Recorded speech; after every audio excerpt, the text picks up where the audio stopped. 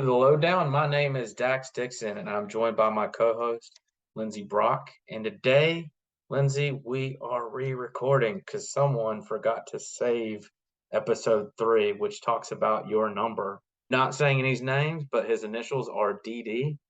Forgot to do so, so we have to redo this episode. But all that said, how you doing today, Lindsey? Doing okay. Doing okay.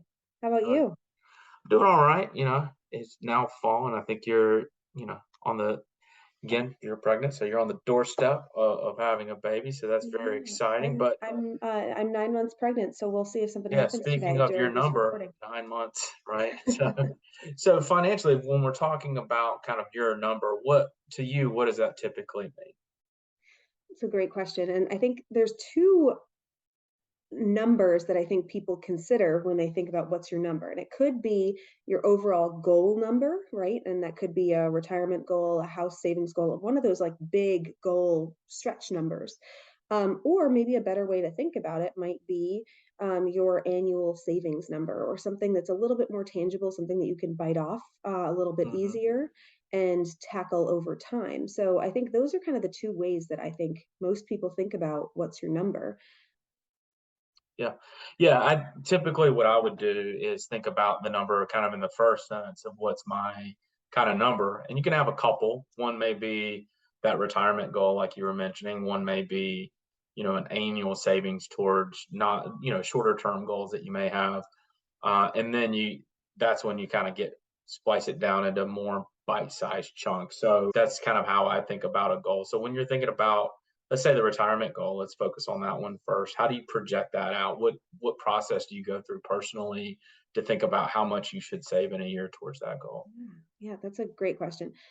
So we obviously can do extensive financial planning. That's something that can range from using a software where you're really putting in detailed data, or you could use an Excel spreadsheet, the good old Excel, and really plan out with the future value of money what number you want to reach and what number you need to be able to save for to get there with compounding. Um, but all of that sounds a little complex. So I think a good rule of thumb is to just kind of look at your savings strategies across different platforms and make sure they seem reasonable in each category. So if you're younger and you are contributing for retirement, obviously you know some of the rules, like you want to save up to your free match with your employer, but you probably want to save a little bit more than that to make sure that you're on the right path for retirement. But if you truly are younger, you probably have some other number goals you want to reach, whether that's buying a house or setting up college funds for kids. So looking at those a little bit more holistically makes sense. Mhm. Whereas if you are considering retirement in the next 10 years or so, maybe you're 50 and you're looking at a 60-year-old timeline for you to start an encore career or something, you might actually have to accelerate that savings rate to get to your number a little bit earlier. But there's a lot of different ways to get to that number, considering planning and compounding of money over time, and obviously how you're planning on investing those assets, whether it's going to be in the broader stock market or in something more diversified. Yeah. Yeah, I think those are good points. I think that how precise you are is going to be very dependent upon age. And the reason Mhm. I say that is when you're like 25, I'm going to call it the cone of uncertainty in your life is fairly broad. If you're retiring in, let's say, 40 years, there's a lot of economic events that are going to take place. There's a lot of, personal events that are going to take place. I mean, there's a lot of geopolitical events that are going to take people retiring now when they started working. The Soviet Union was still a thing. There was still a Cold War happening. There was still the Yeah. Berlin Wall, and those things haven't been around for 30 years plus. So, there's a lot of things that can happen. The internet wasn't around when they started working. Computers weren't in every home the way they are now, or in every pocket. And so, when you think about something when you're 25, it's hard to be very precise about when you're going to retire. Number one, and number two, how much you'll need at that time because things have changed. I mean, Right. certainly inflation, that variable alone, and the way it compounds may make your number way bigger or not as big as you thought. And so I So if think, that's your real only goal at that point is, 25 and you're really thinking about retirement, then you really want to think of it in a more abstract, as long as you're kind of yeah, making headway towards it, you're building up that habit. And I would actually take some time to think more about the other goals that might come yeah, sooner that yeah. you're about to touch on. Yeah, what I was gonna say is something like at least up to your company match, but then also maybe about 10% Hmm. of your gross income is a good starting goal. As you hit your 30s and 40s, generally you want to see that increase to that 15-20% range, if not more, depending on how things have gone in the first decade or so of your career. But you also, I mean, you're paying student loans at that point. You have other things that are going to have obligations towards your income or on your income. And candidly, you're not in your peak earnings years yet. So Hmm. you don't have the capacity to save the same way you do at 40. And so I think you're exactly right. In your 20s, you also want to enjoy your life. So maybe some other goals like annual trip with friends, learning how to save for those smaller things, or a down payment on a home is very worthwhile. But I think you also have to prioritize saving. So if you're thinking, kind of along that spectrum, 25, 35, 45, 55, if you think about prioritization of your savings towards, different goals that you may have, where would you start kind of in those age ranges? What do you mean? So, like, would you kind of fund your down payment from your home from savings first? If there's nothing left over, that's fine. Or would you fund retirement first? Or how would you Mm. think Well, about prioritization? yeah, yeah. Well, I mean, that's a good question. And some of it, again, comes down to the timing of your goals, right? I assume you're going to probably want to buy a house before you retire, Yeah, but they don't make mortgages for retirement. I yeah, shouldn't say that. I mean, they don't give you a loan to be able to retire. They give you a right. mortgage to be able to buy your house. So you can rely on that debt arbitrage if Okay. mortgage rates are right. And currently, we can talk about interest rates, but that's another discussion for another day. But thinking about how you can pay for the down payment instead of the entire outlay, that entire cost. Whereas retirement, you're gonna have to pay for the whole kind of cost. Maybe not up front, but definitely to start. There's other shorter term goals, right? So I would think, yeah, paying for a house, but even annual friend trips or even saving for, this is a pretty, I think, newer idea, but a lot of young families might be saving for fertility treatments, things like that, Hmm. that it might not be as much as a down payment on a house, but it's still a very large cost to be thinking of, or even, Yeah. a new car, if you need a new car. You can really put that number into any of those goals. I mean, even looking on a small scale, I think we've talked about emergency savings, even considering if you really need to build that up, making that a priority. You don't have to, I think, save all to one goal. Pick out the ones that are most important to you. Don't forget the long term ones that will take a long time, that will take a lot of discipline, but split it up. That one idea is to use the bucket strategy, right? And so kind of Hmm. deposit into different accounts, either literally or mental accounts. Yeah. Yeah, I think that's right. And I think that especially early on, having some in every bucket may be more doable from a perspective not as harmful long term. I do think as you get a little older and a little bit more established in your career, that number one, having the emergency fund, because that will keep you from going into credit card debt and higher interest paying debt, which will help you be more financially stable through time. Number one. And number two, a lot of times, we work with clients and they're thinking about, contributing retirement or paying for the kids' college.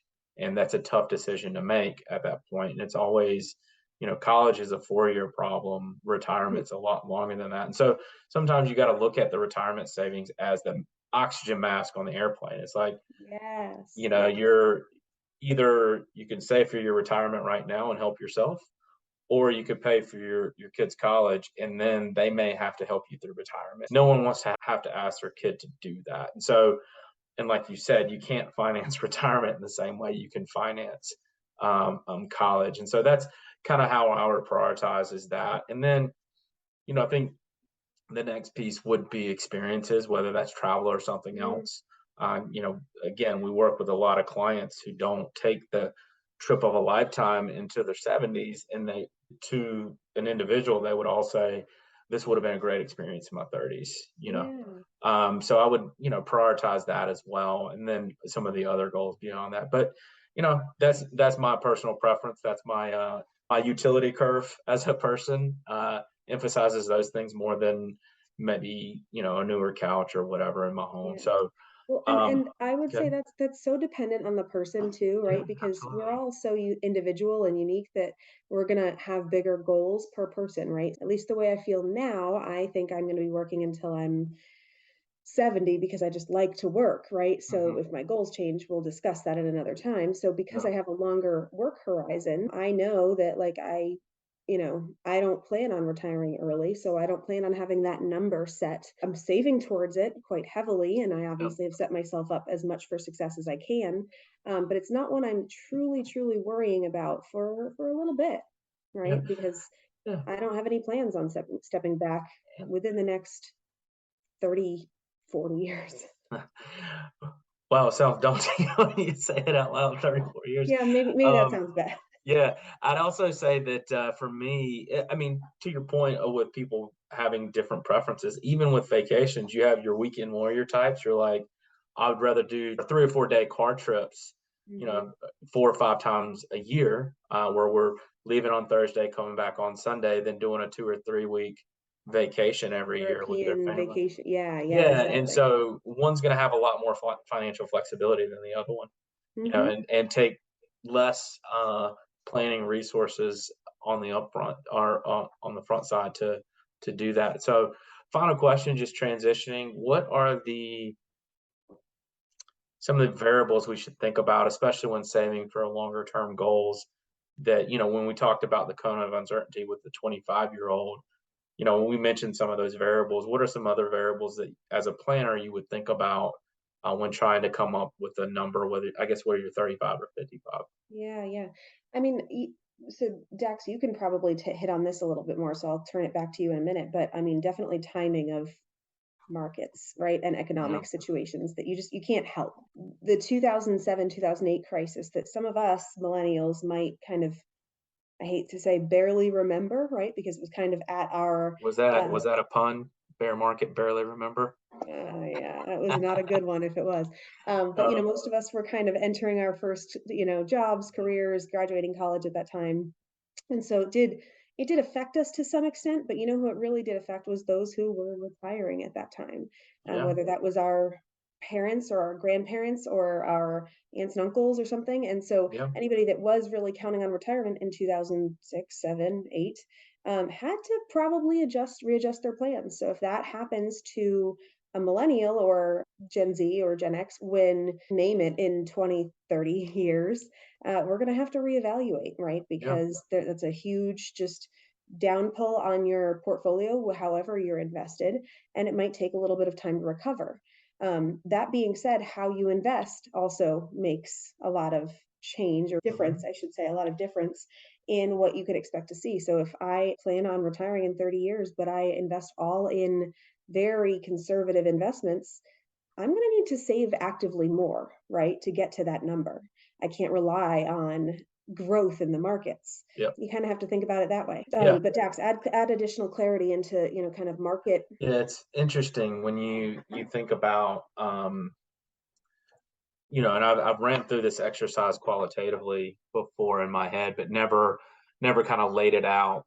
If you think about people who started their career, never laid it out like quantitatively in Excel or anything like that. But somebody who started their career in 1970, they had the stagflation bear market of the 70s, which was almost a lost decade.